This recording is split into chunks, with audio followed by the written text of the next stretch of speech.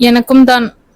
சரி சொல்றேன் என்று தொடங்கிய தன்யா அன்று மாடியில் தான் பார்த்த அனைத்தையும் ஒப்புவிக்க ஆராவின் அதிர்ச்சிக்கு எல்லையே இல்லாது போனது.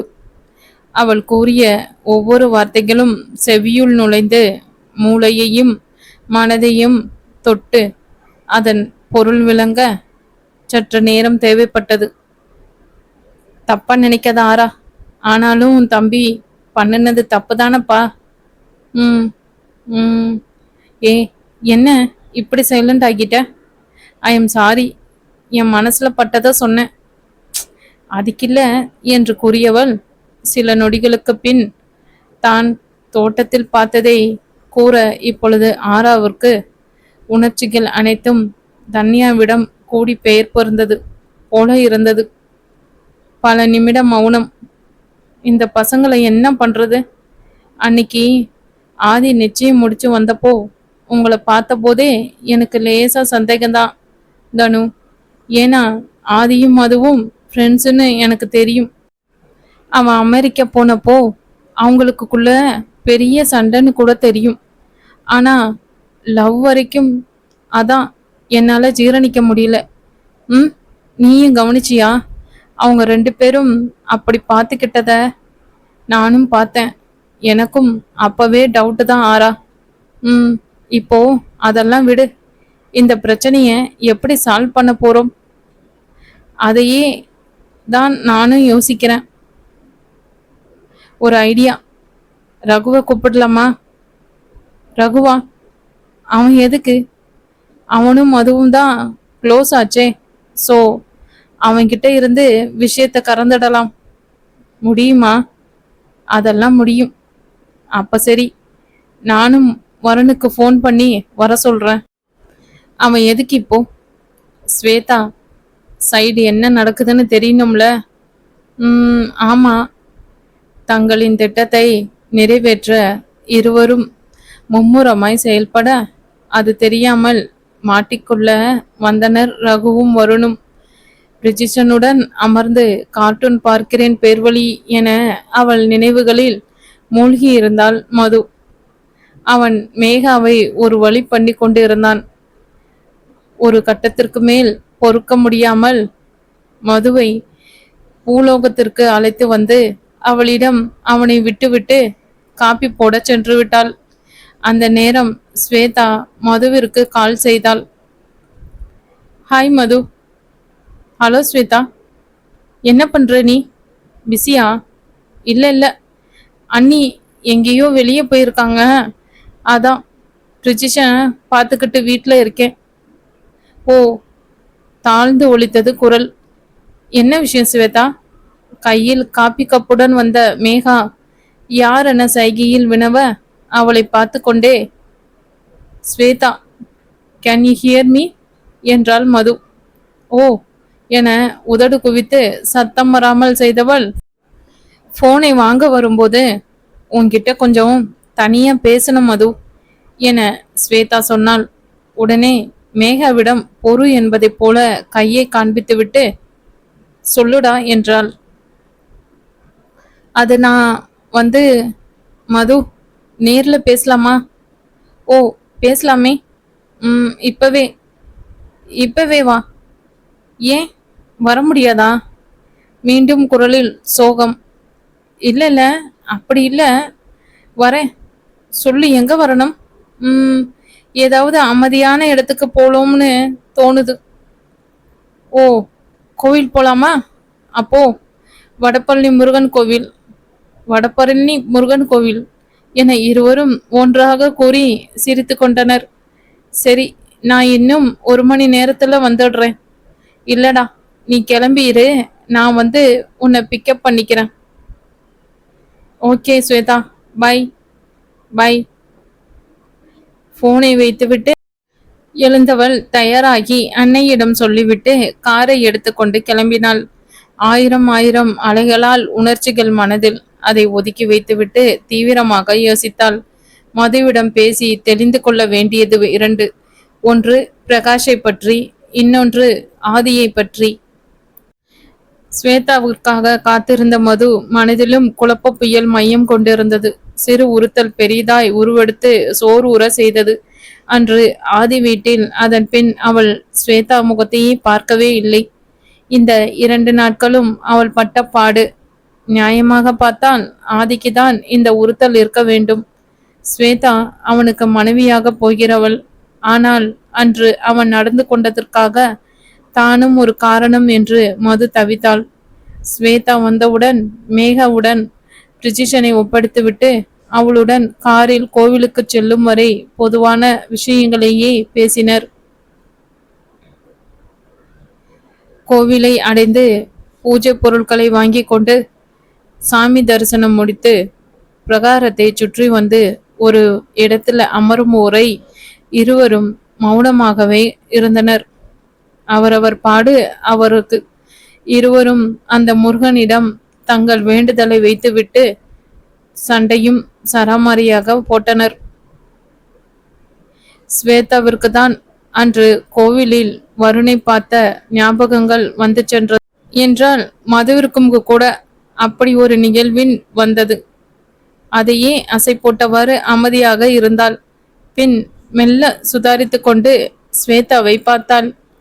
அவளும் இவளை பார்த்து புன்னகையுடன்,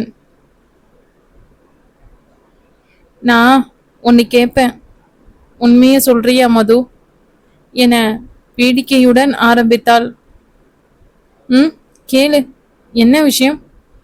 நீ நீ ஆதியை தானே லவ் பண்ற? வாட்? அடுத்த 1/2 மணி நேரத்தில் எக்கு தப்பாக மாட்டியிருந்தான் வருண். ஆராவும் தன்யாவும் தங்கள் கைவரிசையை அவனிடம் காட்டத் தொடங்கி இருந்தனர். என்ன சொல்வது? உண்மையை சொல்லலாமா வேண்டாமா? ஆரா மட்டும் என்றால் பரவாயில்லை என்று சொல்லியிருக்கலாமே. கூட இவர்கள் வேறு. இந்த ரகு இன்னமும் என்ன பண்றான் என்று உள்ளுக்குள் ஒரு பட்டிமன்றமே நடக்க வெளியே இறுகிய முகத்தோடு கடலை வெறித்து கொண்டு இருந்தான் வருண். அப்பொழுது சரியாக ரகு அங்கு வர அவனும் மாட்டப் போவதை எண்ணி உள்ளூர சிரித்து கொண்டு வரவேற்றனர் அந்நியர் இருவரும். வா ரகு. என்ன நீ அப்படி ஒரு அவசரம்? அதுவும் ஆற அண்ணிய வேற கூட கூட்டிட்டு வந்திருக்கீங்க. அப்புறம் இவர் வருண் தானே? இவரும் இருக்காரு? அடப்பாவி, என்னமா நடிக்கிறாடா நண்பா என மனதுக்குள் வியந்தான் வருண். டே நல்லவனே, எல்லாம் எங்களுக்கு தெரியும். இப்படி உட்காரு. வர சொல்லிட்டு சும்மா விடவா நாங்க இருக்கோம்? தன்யா, பேச்சு ஒரு டைப்பா இருக்கே, சரியில்லையே. நண்பா, என்னடா ஆச்சு? ஏதாவது தப்பா பண்ணிட்டு என்னை போட்டு கொடுத்துட்டியா?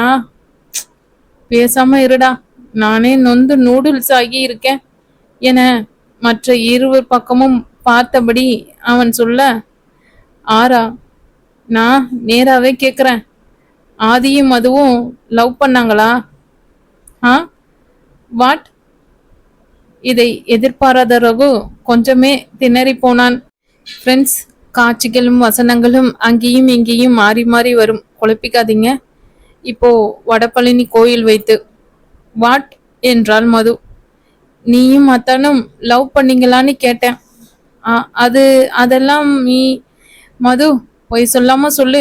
ஓரளவு எனக்கு எல்லாம் புரிஞ்சிடுச்சு. ஸ்வேதா, அதுக்கு முன்னாடி நான் உன்கிட்ட ஒரு விஷயம் சொல்லிடுறேன். அப்புறம் நீ தைரியமா சொல்லு. ஒருவேளை நீ அத்தான லவ் பண்ணியிருந்தா எனக்கு சந்தோஷம்தான். உங்களுக்கு நடுவுல நான் வரமாட்டேன்.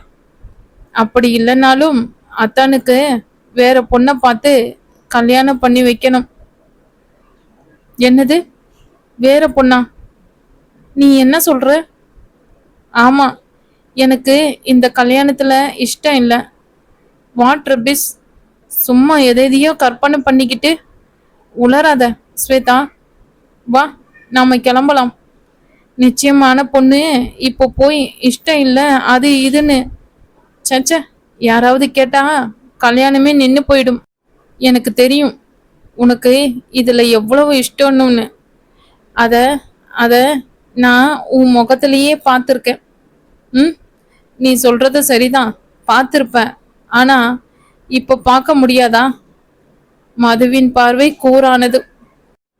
ஸ்வேதாவின் முகம் வேறு ஏதோ செய்தியை சொல்ல பக்கென்றது மதுவிற்கு. என்னாலதான், எனக்காக தான் இந்த லூசு பெண், ஐயோ என்று தவித்தது மனது. ஸ்வேதா, என்ன ஆச்சு? ஒழுங்கா சொல்லு. ம், சொல்றேன். வருண் என்னை ரொம்ப வருஷமா லவ் பண்றான். இப்போ இந்த 2 நாளா தான் நான் நானும் அவனை லவ் பண்றேன். போட்டு உடைத்தாள் ஸ்வேதா. சொல்லுடா, என்ன பேந்து பேந்து முழிக்கிற? ஆரா, அண்ணி, அது இவனுங்க சொல்ல மாட்டானுங்க. உன் தம்பிக்கு ஃபோன் போட்டு அவனையும் ஒரு வார்த்தை கேளு ஆரா. அவனும் பிடி கொடுக்கலனா நம்ம அத்தை மாமா கிட்ட. ஐயோ அண்ணி, என இருவரும் ஒன்றாய் அலற ஆராவும் தனியாவும் வெற்றி புன்னகையை பரிமாறிக்கொண்டனர். முதல்ல நானே சொல்லிடுறேன் அக்கா. வருண், ம், அப்படி வா வலிக்கு என்றாள் ஆரா. நான் ஸ்வேதாவை சின்ன வயசுல இருந்தே லவ் பண்றேன். அவனா எனக்கு ரொம்ப பிடிக்கும். உங்களுக்கு தான் நம்ம வீட்டு நிலைமை தெரியுமே, அதனால தான். ஓ, அதான் சார் இவ்வளோ நாளைக்கு அப்புறம் எங்க வீட்டுக்கு திடீர் என்ட்ரி கொடுக்க காரணமா? அது என்ன மேட்டர் ஆரா என்றாள் தன்யா. நாங்க சின்ன பசங்களா இருந்தப்போ நடந்த பிரச்சனை. எங்க அம்மாவும் சரண் மாமாவும் கூட பிறந்தவங்க இல்லை. அவங்க என்னையும் வருணும் மாதிரி தான் கசின்ஸ். வருணோட அப்பா தான் எங்க அம்மாவோட அண்ணன். சொத்து பிரச்சனையில ஸ்டார்ட் ஆகி ஒரு வருஷமா மனஸ்தாபம் வந்துடுச்சு. நரேன் வருண் அப்பா. மாமா கொஞ்சம் பிடிவாதக்காரர், கோவமும் வரும். ஆனா ரொம்ப நல்ல மனுஷன். ஒரு நாள் ஏதோ கோபத்துல அம்மாவை அவரு அடிக்க வர அதை பார்த்த சரண் மாமா அவசரத்துல நரேன் மாமாவை அடிச்சிட்டார். அப்படியே கை கலப்பு ஆகி உங்க 2 குடும்பத்துக்கூடையும் ஒட்டு உறவே வேணாம்னு நரேன் மாமா போயிட்டாங்க. இதுதான் எங்க பாண்டவர் பூமி கதை. ம், அடேங்கப்பா, பெரிய கதை தான். அப்போ மாம்ஸ் 2 பேரையும் வழிக்கு கொண்டு வந்துட்டா ப்ராப்ளம் சால்வ்டு, அப்படித்தானே நண்பா என்றான் ரகு. தம்பி, நீ நினைக்கிற மாதிரி அது ரொம்ப ஈஸி இல்லப்பா என்றாள் ஆரா. ம், எவ்வளவோ பண்றோம், இதை பண்ண மாட்டோமா? நண்பனுக்காக என்றான் ரகு. அவ்வளவு நல்லவனாடா நீ என்றான் வருண். அங்கதான் மாப்பிள்ள நீ தப்பு பண்ற. உன் ரூட் கிளியர் ஆனா தானாவே என் அம்மு ரூட்டும் கிளியர் ஆகும். அப்படியே என் ரூட்டும் என்று ரகு அசட்டு சிரிப்பு சிரிக்க. ஓ, அது என்ன? என் அம்மு ரூட் ஆதியை கல்யாணம் பண்ணிக்கிறது. அதை தான் கண்டுபிடிச்சிட்டிங்களே. ம், அப்போ உன் ரூட் என்றாள் தனியா. அண்ணி, நிஜமாவே தெரியாதா? சரி போங்க, மேகா தான் நம்ம ரூட். ஒரு வழியாக உண்மை தெரிந்து விட மகிழ்ச்சியுடன் அடுத்து என்ன என நால்வரும் திட்டம் வகுக்க ஆயத்தமானார். அனி, ஸ்டாப். எங்க அண்ணன் இல்லாம நான் எந்த பிளானும் போட மாட்டேன். அவரையும் கூப்பிடலாம், வெயிட். ஆதிக்கு வருண் ஃபோன் பண்ண எடுத்த அவன் அவசரமாக நான் ஊட்டியில இருக்கேன், அப்புறம் பேசுறேன் என்று மட்டும் சொல்லிவிட்டு வைத்து விட்டான். அவன் அதை மூவரிடமும் சொல்ல எதற்கு இப்போது ஊட்டிக்கு போனான் என்று குழம்பி போயினர். தன் முன்னே நடப்பதை உணர முடியாமல், உணர்ந்தாலும் நம்ப முடியாமல் பார்த்து கொண்டிருந்தான் ஆதி. ஏனெனில் அந்த பொடெக்னிக்கல் கார்டனில் ஜோடியாக நடந்து சென்று கொண்டிருந்தது பிரகாஷ் மற்றும் ஒரு பெண். யார் இவள்? சரி, நண்பர்களாக இருப்பார்கள் போலும் என்றுதான் முதலில் எண்ணினான். பேச்சின் நடுவே அப்பெண் அவன் கைகளை பிடித்து கொண்டு வழிகளில் காதலுடன் ஏதோ பேசவும் அதை அவன் அமைதியாக கேட்கவும் குழம்பி போனான். மதுவுடன் தான் திருமணம் என ஒற்றை காலில் கொக்கு போல் தவம் இருந்துவிட்டு இங்கு இந்த பெண்ணிடம் என்ன உறவு? எப்படியோ நமக்கு தான் மது கிடைப்பாள் என்ற எண்ணம்